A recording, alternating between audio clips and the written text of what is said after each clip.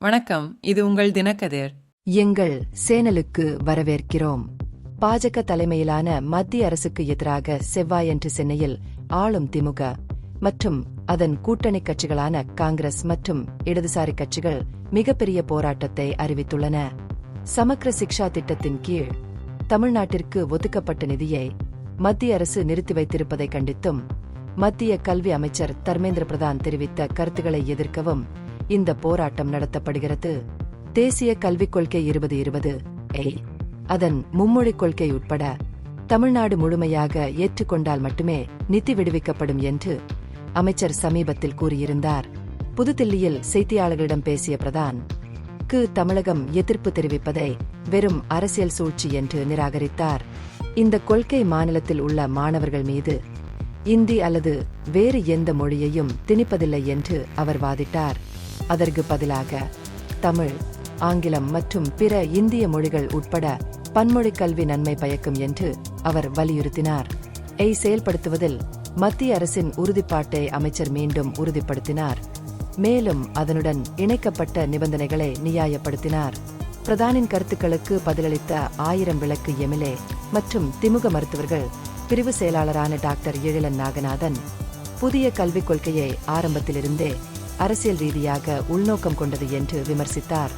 இந்த கொள்கை தமிழ்நாட்டின் கண்ணோட்டத்தை கருத்தில் கொள்ளாமல் வரைவு செய்யப்பட்டதாகவும் மும்மொழிக் கொள்கையே ஒரு வகையான அரசியல் திணிப்பு என்றும் வாதிட்டார்.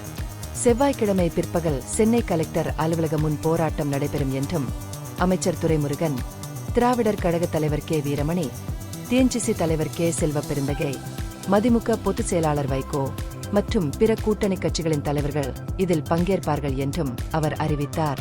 தமிழக துணை முதல்வர் உதயநிதி ஸ்டாலின் மும்மொழிக் கொள்கைக்கு எதிரான மாநிலத்தின் வலுவான நிலைப்பாட்டை மீண்டும் உறுதிப்படுத்தினார். தமிழ்நாடு அதை ஒருபோதும் ஏற்றுக்கொள்ளாது என்று வலியுறுத்தினார்.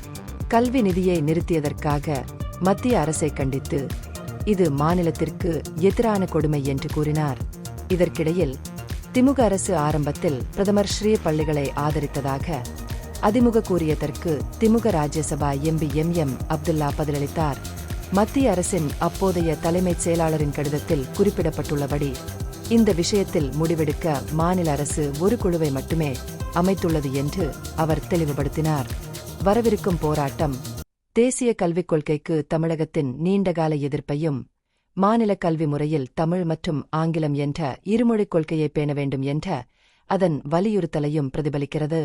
கல்விக் கொள்கைகள் மற்றும் நிதி தொடர்பாக மாநிலத்திற்கும் மத்திய அரசுக்கும் இடையே அதிகரித்து வரும் அரசியல் பதட்டங்களுடன் திமுக மற்றும் அதன் கூட்டணி கட்சிகள் பிராந்திய கவலைகளை கருத்தில் கொள்ளாமல் மத்திய கொள்கைகளை திணிக்கும் முயற்சியாக கருதுவதற்கு எதிரான ஒரு குறிப்பிடத்தக்க எதிர்ப்பாக இருக்கும் என்று எதிர்பார்க்கப்படுகிறது.